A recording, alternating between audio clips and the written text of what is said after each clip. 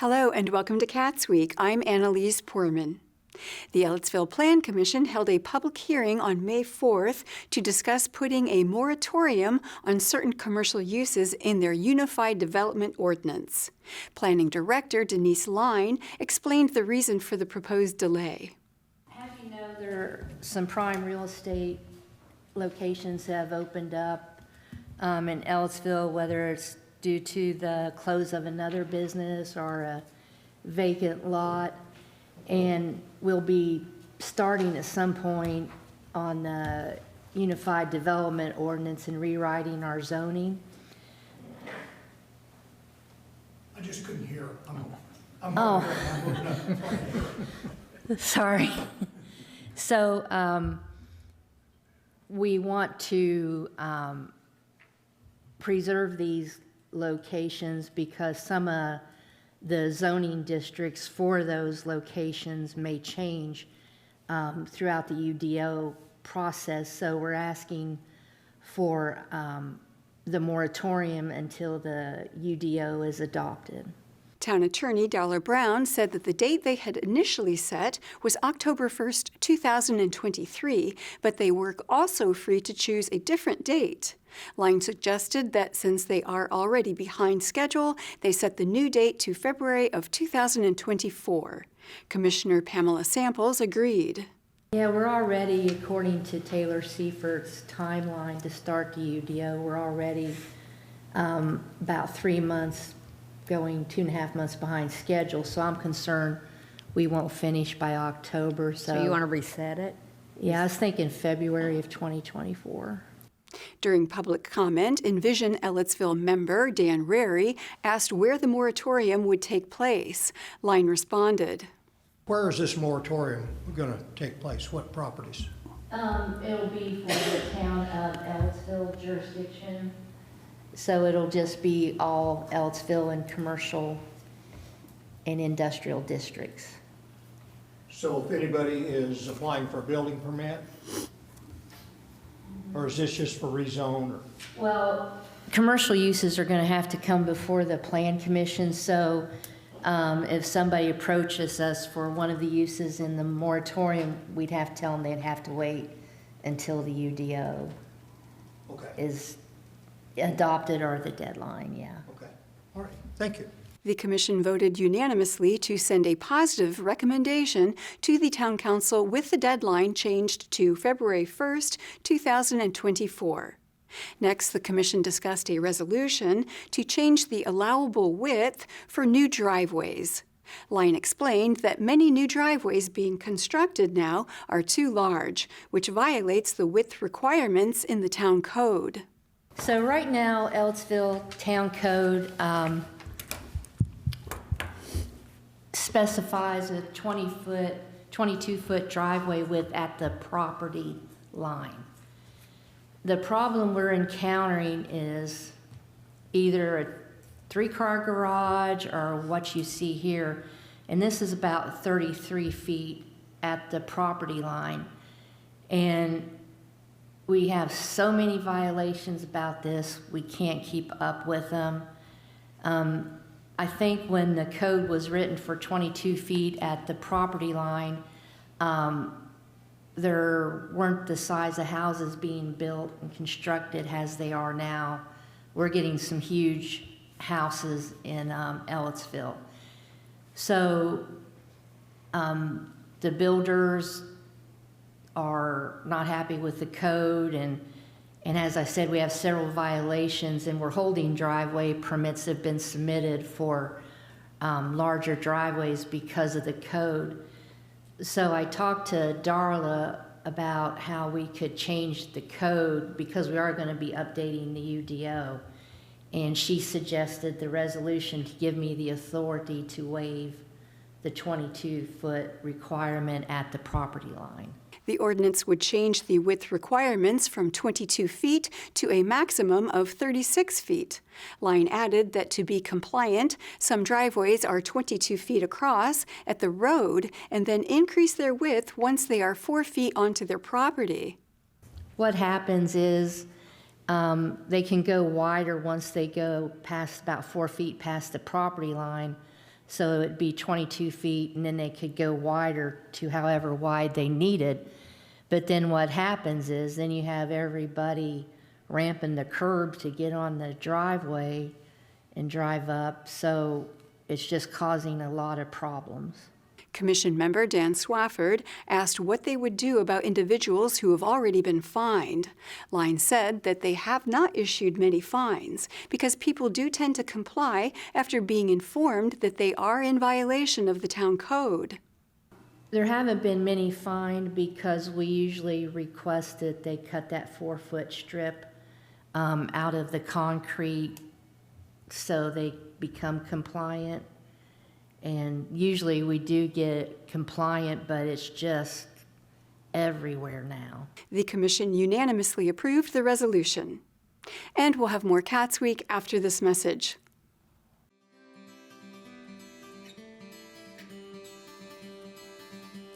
Do you know that thousands of children go without school supplies every day? Teachers Warehouse is a 100% volunteer-powered organization. We service the educational and creative needs of students in Monroe, Brown, Greene, Lawrence, and Owen counties by distributing school supplies free to the teachers. Teachers Warehouse is composed of 7 rooms filled with books, pencils, paper, and even tools to motivate students. If it's in a classroom, we'll supply it. Welcome back to CATSweek. On May 4th, at the Monroe County Election Board meeting, County Clerk Nicole Brown reported on the unofficial numbers from the primary election. And I just wanted to give you some numbers with the caveat that all numbers are unofficial until the provisional ballots have been reconciled on May 12th, 10 days after the election. So the unofficial information that I want to share with you is that there were 49,243 voters who were eligible to participate in the municipal primary. In some way, 8,314 voters participated. And again, unofficially, there were 3,203 voters who showed up in person to vote early. 19 voters requested travel board.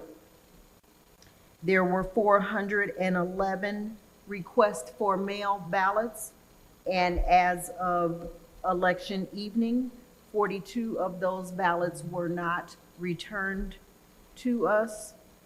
And then there were 6 emailed ballots. Those are for overseas and military, and all 6 of those were returned.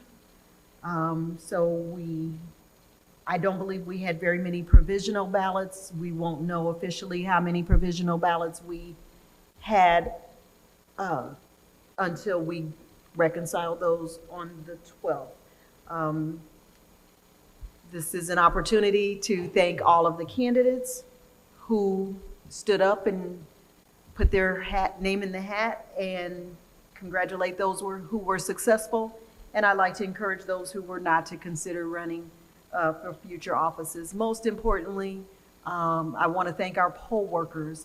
I want to thank my staff. I want to thank my election board members and anyone else who helped us to put on what I consider to be a successful municipal primary. We are very grateful. We could not do this without you. Board member David Henry thanked the clerk's office for their handling of the primary election process. I just want to say before we take them to the vote or the motion, publicly just thanking the clerk's office for just a well-run election.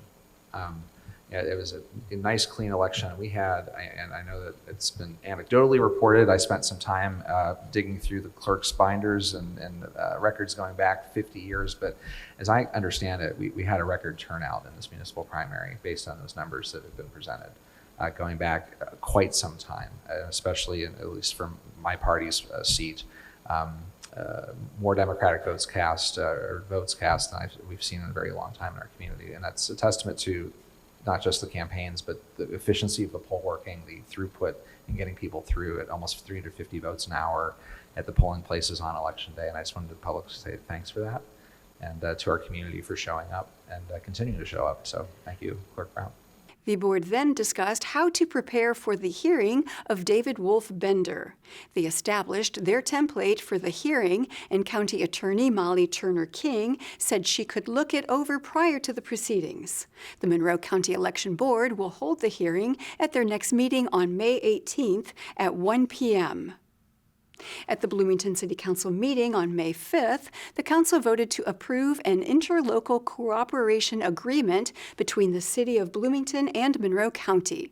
The agreement would create a joint Bloomington and Monroe County Human Rights Commission. Bloomington Corporation Counsel Beth Kate explained. When we came before council earlier this year to amend the Bloomington Municipal Code and shift the Human Rights Commission from the legal department to the Community and Family Resources Department, we indicated then that we were in negotiations with the county to create a merged city-county Human Rights Commission to better serve residents and to expand opportunities for public outreach and education, and that we would come back here once those negotiations were concluded. They are concluded, and we're back. So I will be summarizing the resolution and the ordinance, I'll be back to do that as well, that are before you tonight, that are designed to create and empower and fund a new Bloomington-Monroe County Human Rights Commission. Kate said that the agreement would begin as a 3-year term, which could then be evaluated and changed as needed. Resolution 2307, it's the first item for your consideration tonight on this effort. It approves an interlocal agreement between the city and the county, whereby effectively the city will staff the Joint Commission with the Human Rights Director and a Human Rights Administrative Assistant, plus legal support from Audrey, as I mentioned, from an assistant city attorney. The Joint Commission, with staff support, will investigate and resolve discrimination complaints under both city and county codes, which are substantially the same. There are a few differences, but whichever code applies to a given complaint will be used. And the Joint Commission, with staff support, will conduct the public outreach and education efforts. Staff under this agreement will provide an annual report to the commissioners in February of each year, starting in 2024, on the work of the Joint Commission. And the county will pay half of the salary and benefits of the Human Rights Director and the Human Rights Administrative Assistant, adjusted for the percentage of their time that is dedicated to human rights functions. So if that position is split with other duties, then the county is only paying for the half of the human rights function. And that's the formula that you see in the interlocal.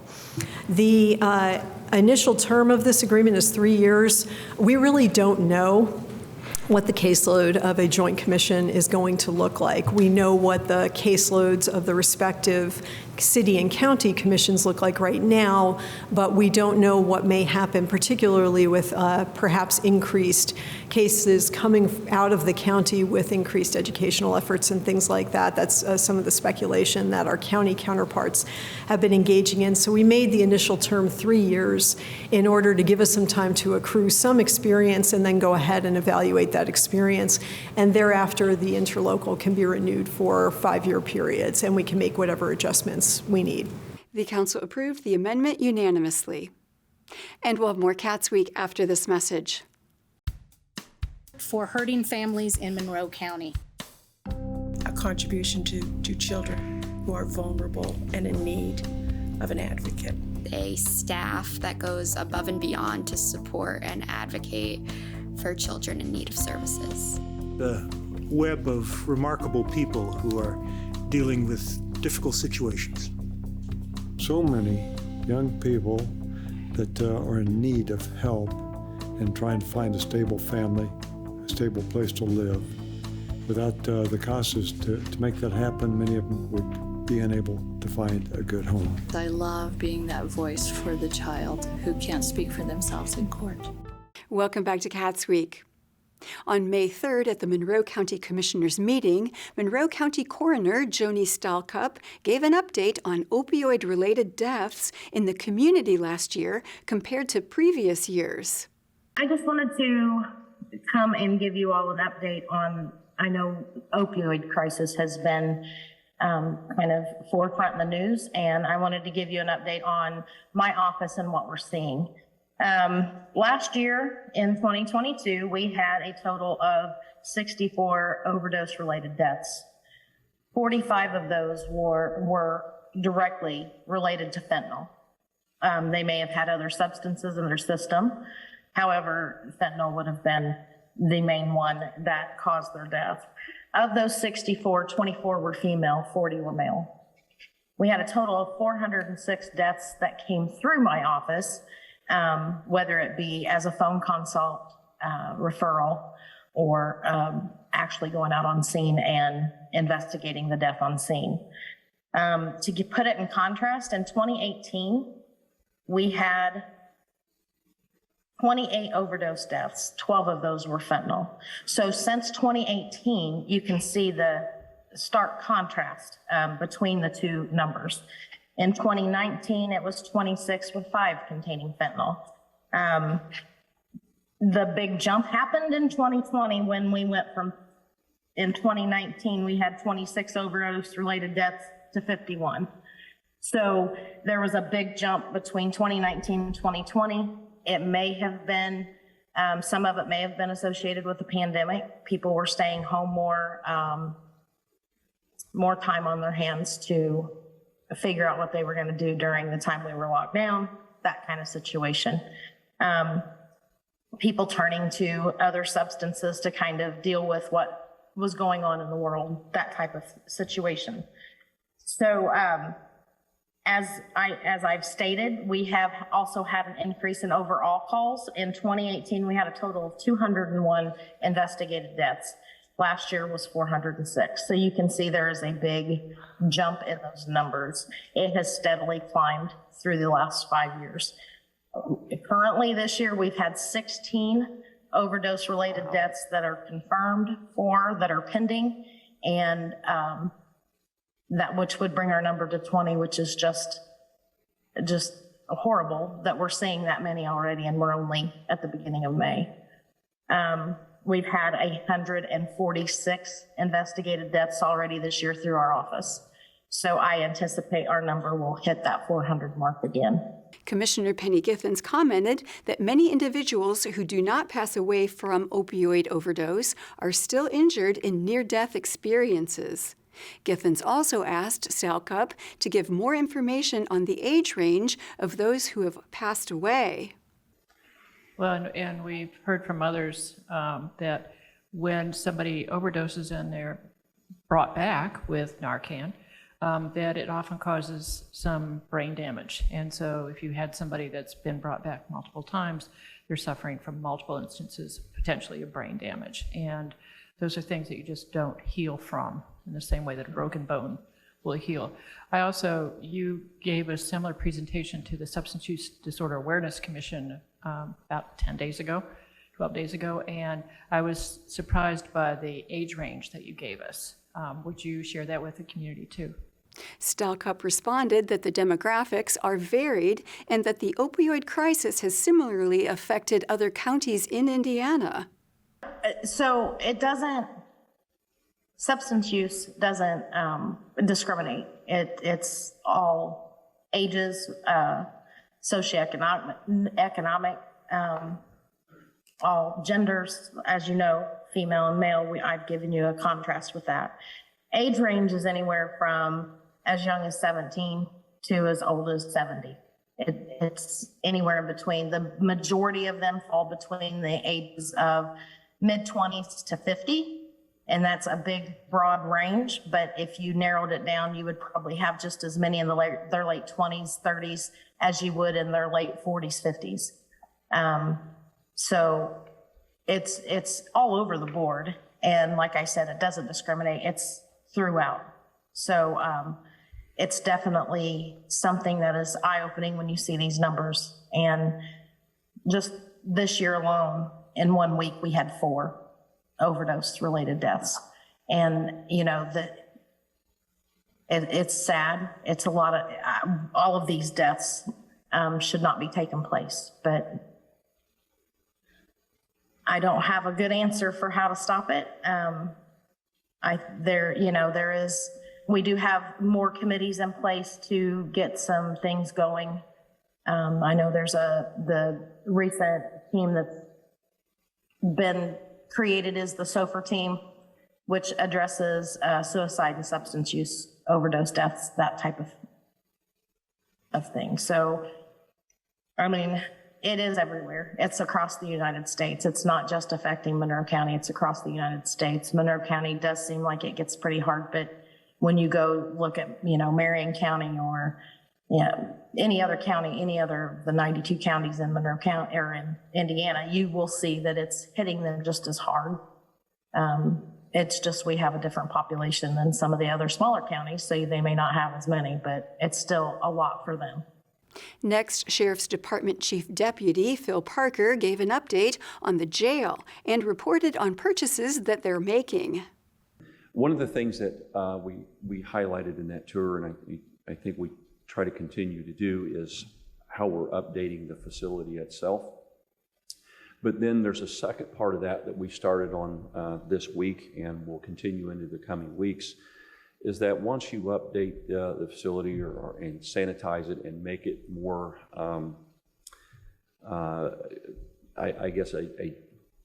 try to improve the conditions, the living conditions themselves, that environment is important. But there's also a second side of that is the resident themselves. So I don't know if you noticed or not, but I noticed it immediately when I got here, the attire that we have them in. They're old, they're clean, but they don't look clean.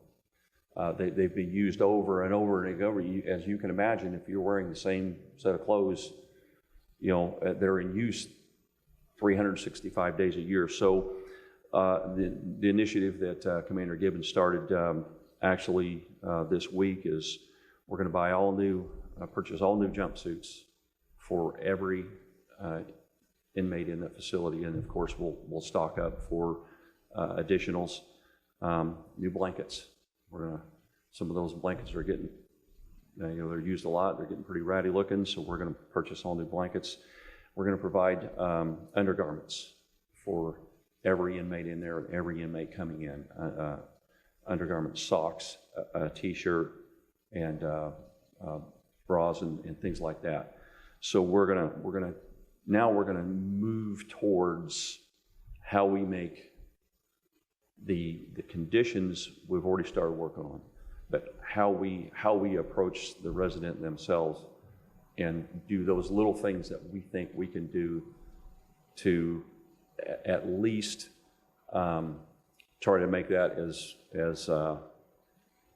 tenable as possible while they're there. So we're also looking at a new type of sleeping mount, one that's more durable and one that's more comfortable.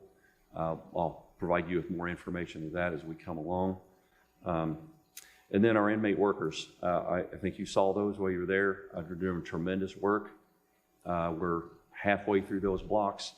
So what we want to do for them is we're gonna try to put them in some type of a uniform that will give them a little bit something to look to, a little bit of pride. Right now they're wearing their own shoes. We're gonna get shoes for them that we're gonna provide for them. And again, I don't know what that's gonna look like yet, but Kyle's a pretty imaginative guy, so he'll come up with something. But I just wanted to kind of give the heads up that that's what we're looking for the inmate workers. So that's just a little 5-minute update on what we're looking at, what we're trying to do, and we'll continue to try to move forward with and try to be innovative with our initiatives there in the facility. Next, the commissioners heard an ordinance to establish a joint human rights commission with the City of Bloomington. County Attorney Jeff Cockrell explained the reasons for the joint commission. The purpose behind this was, and what this does is it creates a unified human rights commission with the City of Bloomington and Monroe County to oversee the human rights items. The reason that this change is brought to you and the justification for it is really twofold. One is with human rights, it doesn't really matter where you live, they're the same. A lot of times, and particularly when I started here, I dealt with the animal management ordinances, and they had to be different because there are different animal issues outside the city limits as opposed to inside, livestock being the primary example. But there really doesn't have that kind of segregation with the importance of these issues or how they should be handled. So we wanted to have a uniformity to how those are reviewed within the city and the county.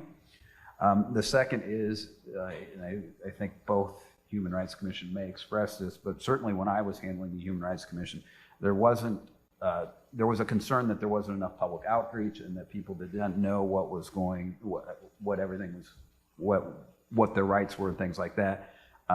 Joining this and combining these resources should lead to more outreach and better education of the public so that the public can make human rights complaints and know where to go.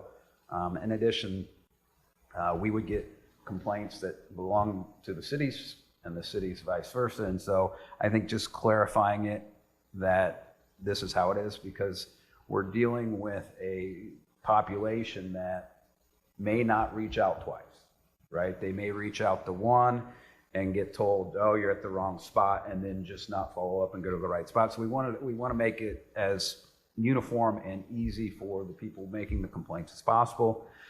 As far as the ordinance itself, I don't think you'll see a whole lot of changes from what we had in ours when we originally crafted our human rights ordinance. It was based with a lot of similar language and the exact same concepts as the city for the purpose that there really shouldn't be a difference. And so this chapter will mirror what the city will approve in there so that the Human Rights Commission would have one set of rules to look at, and all their policies would be equally applicable to both. Any changes to this would be most likely at the recommendation of the Human Rights Commissions. Commissioner Julie Thomas commented that the proposed number of county appointees versus city appointees was an unfair distribution. She also expressed concern over the cost of the commission. On the one hand, this is an example of how the county and the city can work together, and I think animal management's another good example of that. But one of the things that needs, I think, to be clarified and just specified is that there's going to be just 2 appointments coming from Monroe County Commissioners to this board, that it's going to have 9 members. We get 2 appointments, yet we're paying half the salary, we're paying half the cost. I just want to point that out. I don't think it's fair, I don't think it's right, but at the same time, it's important to do this. So I just want to make that note. I do appreciate all the work that's gone into it. The other thing is that one of our concerns is that the cost will increase over time. And so we've had some internal discussions about, if that cost goes up any higher, that we may just come back to having our own county-based Human Rights Commission and utilize that funding, which is a lot of money. It's more than we pay for anything else for boards and commissions. But we would utilize that funding to hire outside counsel via retainer if we need to. And so to me, this is a year-to-year issue, and we do have that option of canceling because we do want to watch out for the county taxpayers as well. The commissioners voted to approve the 2 ordinances regarding the commission. And that is all for CATSweek. Thank you for joining us. For CATS and WFHB, I'm Annalise Poorman.